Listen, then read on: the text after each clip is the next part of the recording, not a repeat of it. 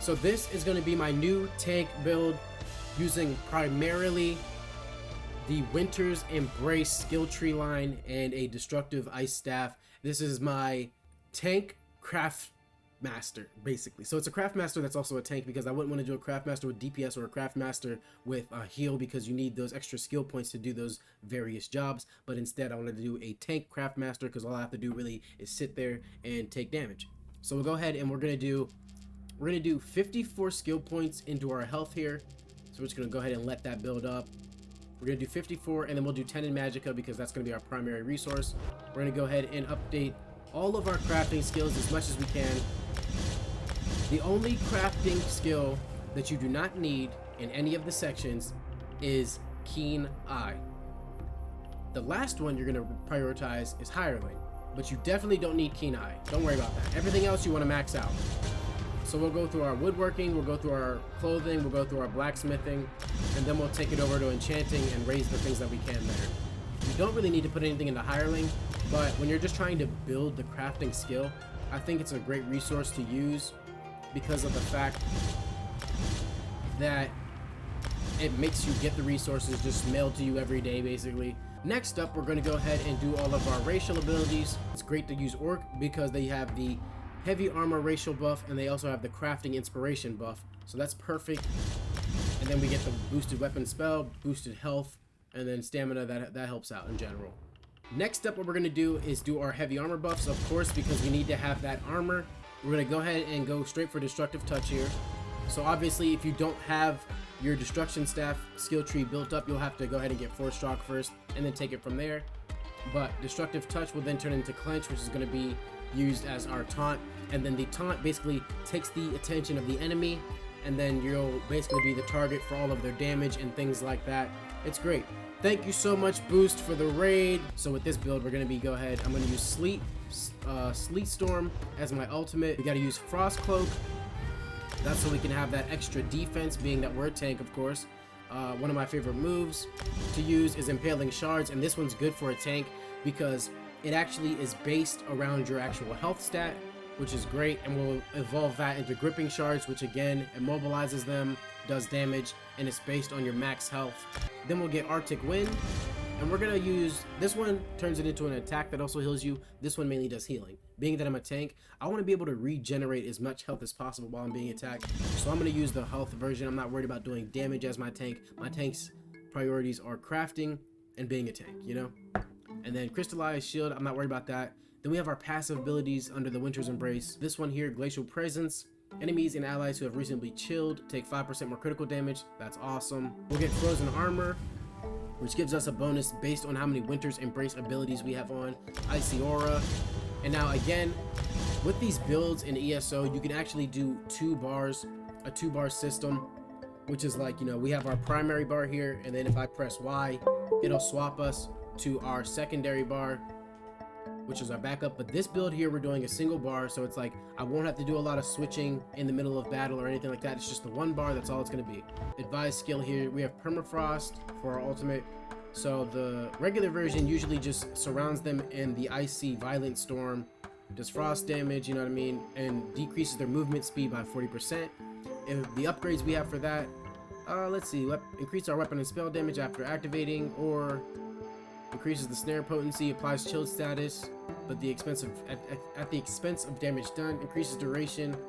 Okay, so I'd like to have more duration. Oh, and the movement speed goes 70% reduction on the enemy.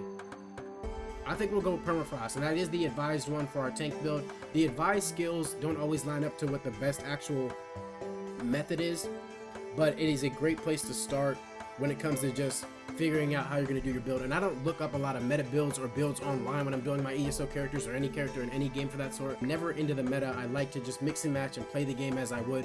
Obviously, you gotta know what's good and what's not, but I think it's still important to mainly, you know, handle things your own way. Alright, and then so for our last skill, on our 1-bar skill for this Tank Craftmaster, but then we're gonna go ahead, and so we're also gonna add, from the Animal Companion line, we're gonna add Betty Netch. A lot of the Animal Companion tree of the Wardens in ESO is a lot of offensive. Again, we're building a Tank Craftmaster. We're not here to do DPS, we're just here to exist and be able to craft for our friends. I'm gonna get the Betty Netch though, because that does raise our spell and weapon damage by 20%. And that's a good solid 20%, even though our focus isn't damage, but you'll see why. Upgrade it, they have a Magicka version and a Stamina version. We're using Magicka, so I'll pick the Magicka version. Then the reason we're using an animal companion for that last slot is because the animal companions also get passive abilities, so anytime that animal companion skill ends, we'll get healed 630 health. Boom. Now we'll upgrade that to 1,260. So now we also have, let's say we're taking damage, we're a tank. We have our Betty Netch out, that's making it so we're doing more damage, right? Boom.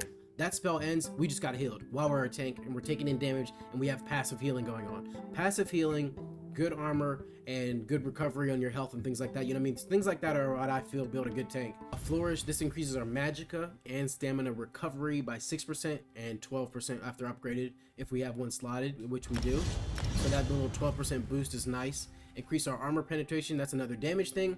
But, you know, our main thing is that we just wanted that passive healing going on in the background for this tank.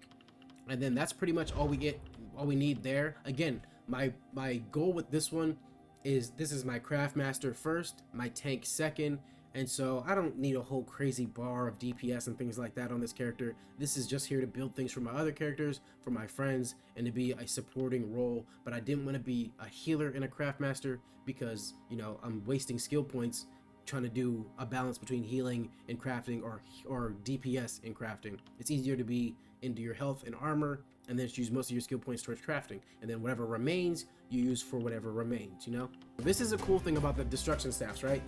It's not like, oh, lightning, ice, and fire, different skills. It's all the same skills, but then it'll tell you what you'll get based on your element. So try focus here, you know, Inferno staffs do 6% extra damage because I'm guessing that's a burn status. Lightning staff, heavy attacks do damage also to nearby enemies because, you know, that lightning spreads and jumps, while ice staffs give you a damage shield that absorbs 3,000 damage. That's perfect for us. We're using an ice staff and we're trying to build a tank, so that just lines up perfectly for us. So we'll get that passive ability of Tri-Focus. Then we got Penetrating Magic. Our destruction staff abilities ignore 5% of enemies' spell resistance. That's good for DPS. I'm not worried about it. We're not doing DPS, we're doing tank. And we got 3 points left, and I didn't even make sure we had everything. Increase your chance to apply status effect. We don't really need that right now, and everything else is locked. I just like to double triple check. I have this medium armor stat here from when I was a bow person, and I was going to do a ratio of 5-2, 5 heavy, 2 medium. It's good because you can get the traits from the other armor sets. But with this person being a tank that's not really focused on DPS at all, I might as well go full heavy, which is what I did, and I built myself some heavy armor. So you'll still see residual skills in here that are leveled up from when I was a bow master with this character, but we're not using those, you know? So now we're gonna go into our champion skills now that we reset everything. First we'll do fitness, because fitness is the one that does our armor and our health. We're gonna put 50 skills into our health because we want big time health. Big time health, that's what we want. Assign that, and then we'll put the rest into our armor. So we'll do 10 into gold just to get the next tree. 10 into the next one just to get the next tree. Then we have increase your crafting inspiration gain by 10% per stage. We already get 10% from being an orc, right? We get 10% boost on our crafting inspiration for being an orc. That's 10% right there from the champion points. That's 20% from champion points. That's 30% increase of our crafting inspiration from champion points plus the 10% for being an orc. So that's 40% increase on crafting inspiration for that. Then after that, improves chances of extracting working, blacksmithing, clothing, ingredients basically. So let's put 8 into that, whatever.